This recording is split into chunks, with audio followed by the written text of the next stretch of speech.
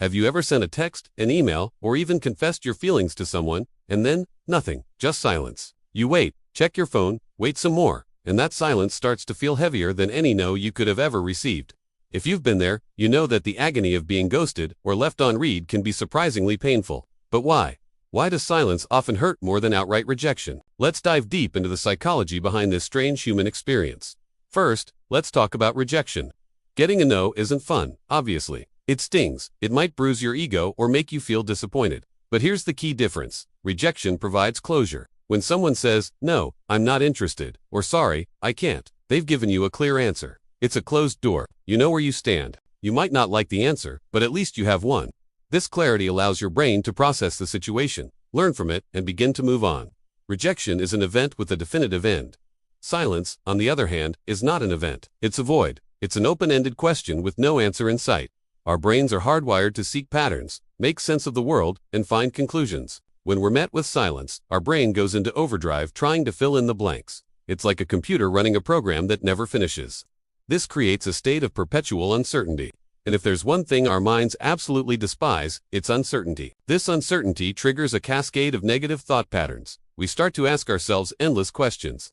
Did I say something wrong? Did they not get my message? Are they mad at me? Are they just busy? Or do they think I'm so insignificant that I'm not even worth a response? This is where the self-doubt monster comes out to play. In the absence of information from the other person, we turn inward and start creating our own narratives. And, spoiler alert, these narratives are rarely kind to ourselves. We become our own worst critics. We replay every interaction, scrutinize every word we used, and convince ourselves that we must be the problem. The silence becomes a blank canvas, and we paint it with our deepest insecurities and fears. We might imagine the other person laughing at us, judging us, or simply forgetting we exist. Each imagined scenario is often far more brutal and personal than a simple, polite rejection would have ever been. Essentially, silence gives us the permission to torture ourselves with an infinite loop of what-ifs. Furthermore, silence feels incredibly personal because it implies we are not even worthy of the basic social courtesy of a response. A rejection, even a harsh one, is still a form of engagement. It acknowledges your existence and your effort. The person took the time to formulate a reply. Silence, however, can feel like you've been deemed invisible or irrelevant. It communicates a lack of respect that can cut deeper than a direct refusal. It's a social dismissal, making us feel socially ostracized.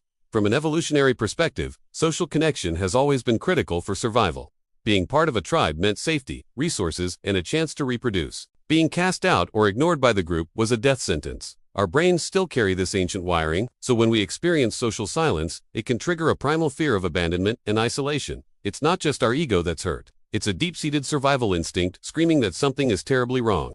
This is why being ignored can feel so threatening and anxiety. So, how do we cope with this deafening silence? The first step is to recognize what's happening. Understand that the pain you're feeling is not just in your head. It's a real psychological and even physiological response to uncertainty and social exclusion. Your brain is trying to protect you, even if it's doing a terrible job of it by making you feel awful. Next, you have to take back control of the narrative. Remember, their silence is about them, not you. It's a reflection of their communication style, their emotional capacity, or their own life circumstances. It is not a definitive measure of your worth. You cannot control how others act, but you can control how you interpret their actions. Instead of filling the silence with self-criticism, try to fill it with self-compassion. A powerful technique is to give yourself closure. You don't need their response to move on. You can make a conscious decision that their silence is the answer. A non-response is a response. It's a no, just delivered in a passive and often inconsiderate way. By reframing it like this, you turn the ambiguous void into a concrete answer, the same way a direct rejection would. This allows your brain to stop its frantic search for meaning and begin the process of moving forward. Also, focus on what you can control.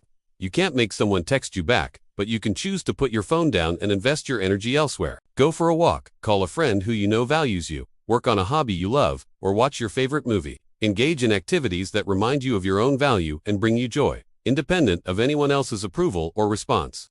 Reconnect with the people and things that make you feel seen and appreciated. And remember, if you find yourself constantly struggling with the anxiety caused by situations like this, it's always okay to seek support. Talking to a therapist or a trusted friend can help you unpack these feelings and develop healthier coping mechanisms.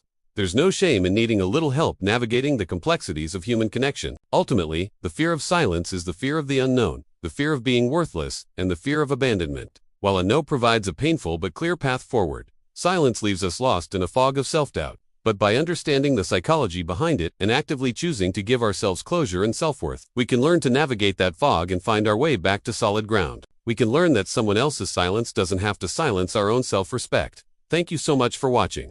If this resonated with you, let me know in the comments below. I'd love to hear your thoughts and experiences. Don't forget to like this video and subscribe for more content on psychology and self-growth. See you in the next one.